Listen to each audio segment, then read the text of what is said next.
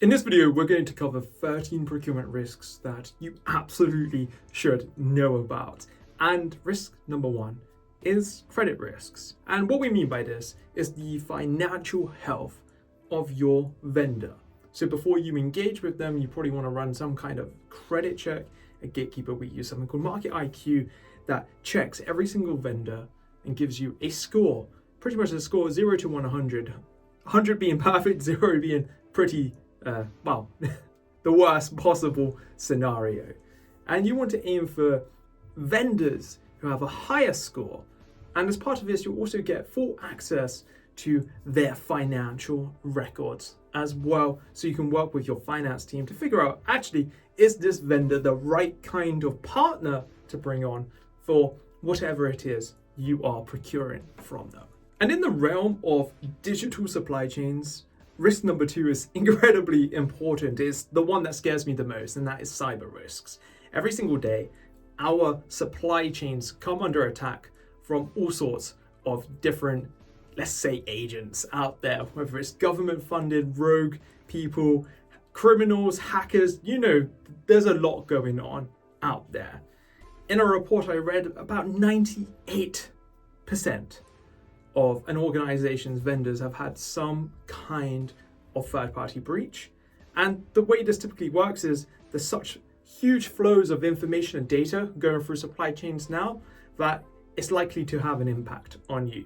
And very much like I've already mentioned with the credit risk and the credit house side of things within Gatekeeper, we actually get a snapshot of cyber health. And the way this looks is exactly the same. A score of 0 to 100, 100 being much better, 0 being the worst vendor possible.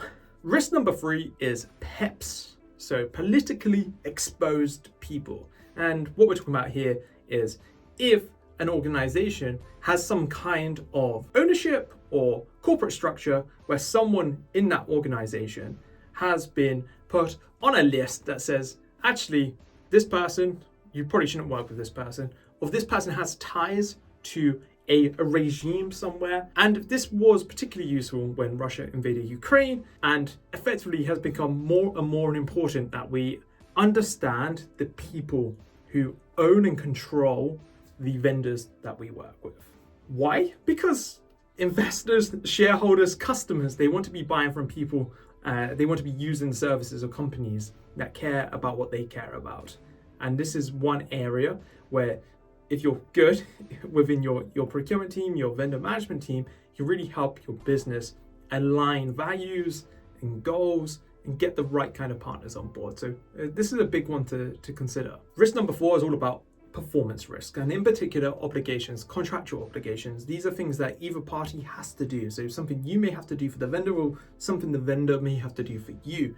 And you need to be tracking every single one of your vendor obligations. You need to ensure that you do everything that is in the contract. And if your vendor isn't performing, you need to pull them up on that. You need to follow whatever it says in the contract as remediation, performance, enhancing, let's call it, measures.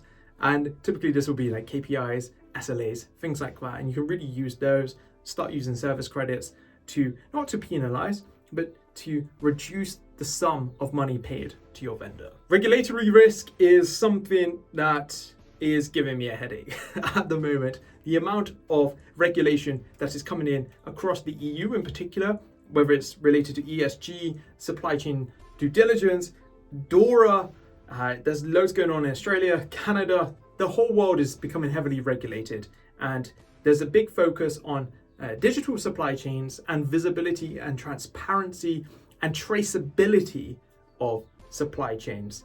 So these are increased pressures that I can't see anyone being able to tackle if they're still working on a spreadsheet. Just documenting all of their vendors, their contracts, missing gaps here, there, and everywhere. An auditor will laugh at you and they will absolutely pull you up on this. I was pulled up in a fintech about our lack of systems, and we actually had systems. So I can only imagine what this is going to be like for someone who is still doing this in an incredibly manual manner. Just a wider point for risk number 6, which is contract risks. This could be things such as limits of liability, indemnification, insurance limits, a whole wealth of effectively boilerplate clauses can actually cause you a lot of risk. So you need to understand what your risk profile is within your business and make sure that you negotiate every contract with your vendors in a great way that ensures that you're compliant. A good way to do this is to have a contract playbook that everyone signed off internally, probably your GC, your CFO, your procurement leads, things like that. And you know, for every type of contract and vendor, this is what you need to have in place. Risk number 7 is an awful one that is so easy to solve with technology, and it's missed renewals.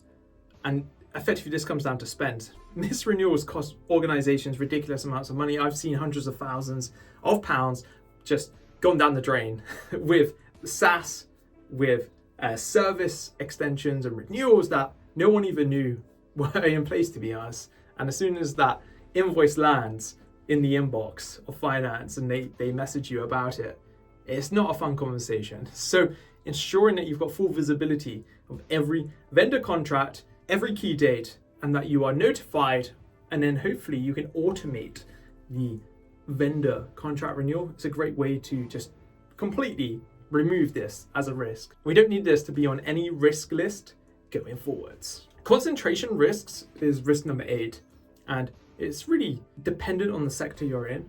But if you're buying like physical goods, or you're very reliant on a particular vendor to provide a lot of the services to you, you know as soon as you have one problem with that vendor, that it's probably going to have a huge impact on you somewhere else within your business.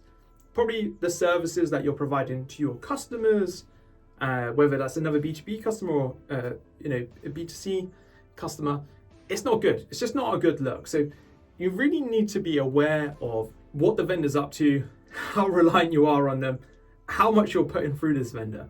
And this is really hard data to get hold of when you're working in disparate, spreadsheets, SharePoint, email, maybe Slack. Is so hard. You need something to pull all of this together. And closely linked to this is capacity risk, which is risk number 9, which is, does my vendor that I rely on actually have the ability to actually deliver what I've contracted with them? I used to come up against this issue all the time, and I would find that vendors was a little bit hesitant to just admit that actually maybe we should just push out the order date somewhat because we've got a load of orders here, or we can't quite provide this service to the highest possible standards.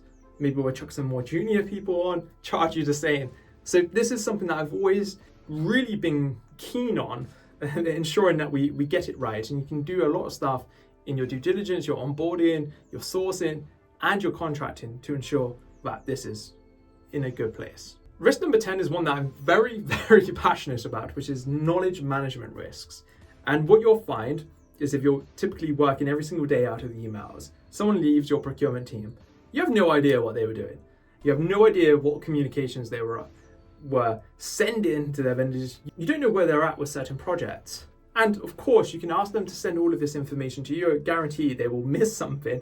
And then your inbox just gets even messier. So the one way you can eliminate this is have everyone in your procurement team across your business pulling data into one system. That system can go into other apps, maybe as NetSuite, and ensure that there's a really good data transfer via integrations there, that everything is pulled into the way in which you're working, so that, say, if I'm off sick or I decide to leave the organization, that you, as the manager of me, can come in, see everything I'm doing, reassign the work, and everyone can just pick it up with effortless ease. That's what I'm talking about here. Knowledge management is a huge risk. It causes so much disruption every single day, I would say, in procurement teams. Maverick spend is risk number 11. I love this risk because it sounds incredible, but it is awful. And this is when you have people who are buying stuff who aren't going through the policy of procurement. And typically this happens because your processes suck. No one wants to work with procurement. You're doing stuff in a really difficult manner. You're hard to work with. And it's one of the key symptoms we see here at Gatekeeper when people are still working in a manual way, when they haven't digitalized, when they haven't gone through that transformation, their colleagues are just trying to buy stuff, they need stuff fast, they need to get stuff onboarded, whatever, and they're just met with bureaucracy, paperwork, emails, and they just miss stuff. They don't have time for it, and it's a really bad look. So if you can make your processes way better, bring people in at the right times where they do their best work, then I think maverick spend absolutely gets eliminated. There's always the odd case, but it mostly becomes 100% compliance there. So it's a really good risk to have in mind. And then risk number 12 is audit risk. And really everything I've mentioned so far, if it's done poorly and you're say like you work in a regulated business, you have certain standards, but maybe a SOC 2, maybe it's ISO 27001, they typically require you to work with your vendors and your supply chain in certain ways. You're never going to pass an audit, or if you somehow scrape by, you're going to have a load of issues that they ask you to rectify before the next audit.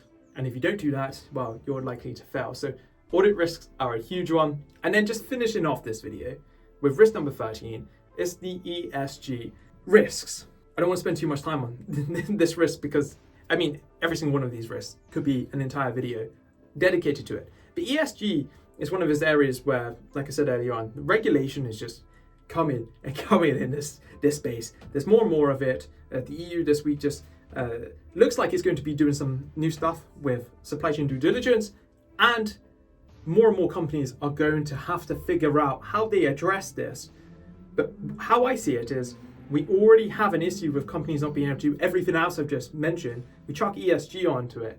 We're really just leaping out of a fire pit into lava. Like, that's the analogy. That's how I see it here. So it's not going to be pretty for a lot of organizations, but it's something that you can get on top with when you ask the right questions during due diligence. And that's why at Gatekeeper we have best practice workflows that collate so much of this data from your vendors. They take minutes to set up. Absolutely love them. So these are the 13 procurement risks that I think you should care about. I'd love to hear if there's anything I've forgotten about. I'm coming at this from sort of financial services, software, biotech, those kinds of companies. If you work in a slightly different area, love to know. If you work in these areas, let me know what you're dealing with right now.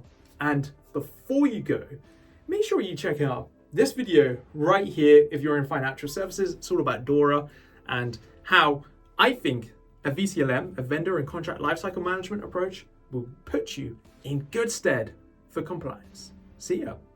Oh, my voice went high there. See ya.